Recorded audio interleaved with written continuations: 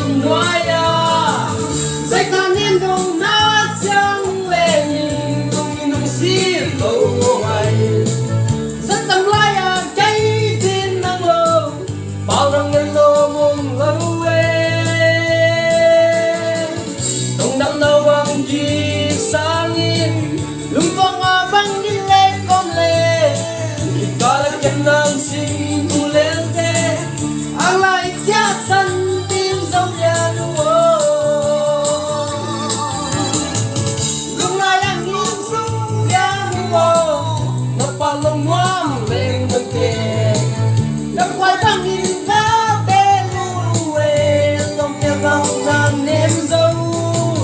xe lùng qua băng ná không xa kỳ lạ lùng lại qua băng ngăn ngôn mình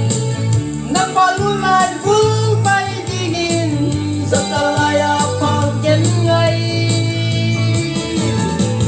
đông đâm nào bằng gì